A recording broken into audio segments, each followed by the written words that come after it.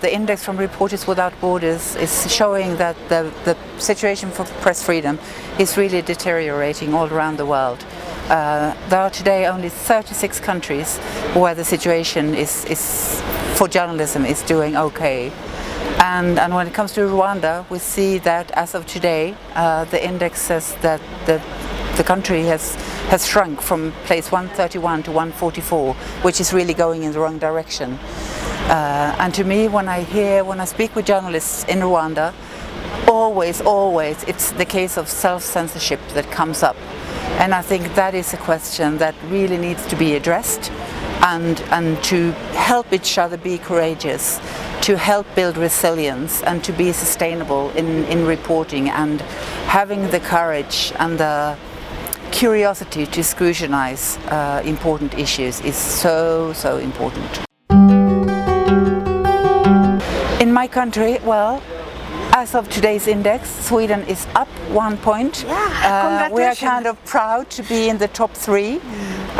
Of course, there are also problems, but compared to other countries, we are very fortunate.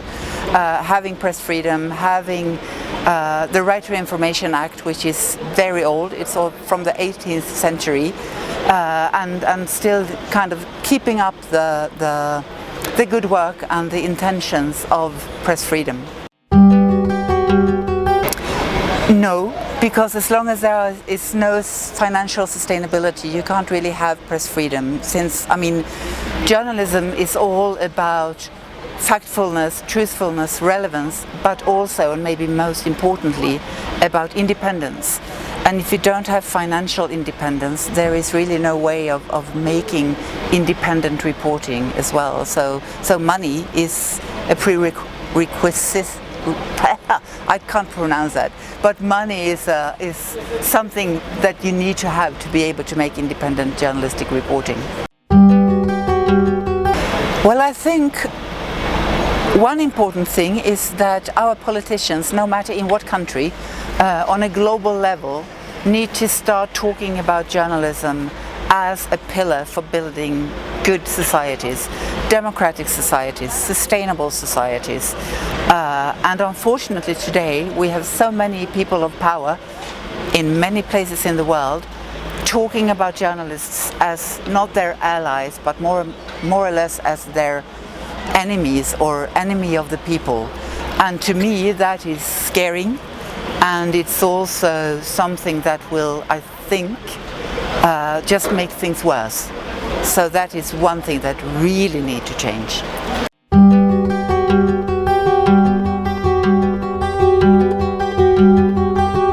The world is going through an unprecedented environmental emergency which poses an existential threat to these and future generations. People need to know about these, and journalists and media workers have a key role in informing and educating them. Local, national and global media outlets can highlight stories about the climate crisis, biodiversity loss and environmental injustice. Through their work, people come to understand the plight of our planet and are mobilized and empowered to take action for change. Media workers also document environmental degradation, and they provide evidence of environmental vandalism that helps to hold those responsible to account. It is no surprise that some powerful people, companies and institutions will stop at nothing to prevent environmental journalists from doing their jobs. Media freedom is under siege, and environmental journalism is an increasingly dangerous profession. Dozens of journalists covering illegal mining, logging, poaching and other environmental issues have been killed in recent decades. In the vast majority of cases, no one has been held to account. UNESCO reports that in the past 15 years, there have been some 750 attacks on journalists and news outlets reporting on environmental issues. And the frequency of such attacks is rising. Legal processes are also misused to censor, silence, detain and harass environmental reporters, while a new era of climate disinformation focuses on undermining proven solutions, including renewable energy. But environmental journalists are not the only ones at risk. Around the world, Media workers are risking their lives trying to bring us news on everything from war to democracy. I'm shocked and appalled by the high number of journalists killed in Israeli military operations in Gaza. The United Nations recognizes the invaluable work of journalists and media professionals to ensure that the public is informed and engaged. Without facts, we cannot fight mis and disinformation. Without accountability, we will not have strong policies in place. Without press freedom, we won't have any freedom.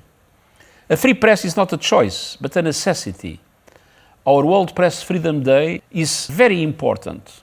And so I call on governments, the private sector, and civil society to join us in reaffirming our commitment to safeguarding press freedom and the rights of journalists and media professionals around the world.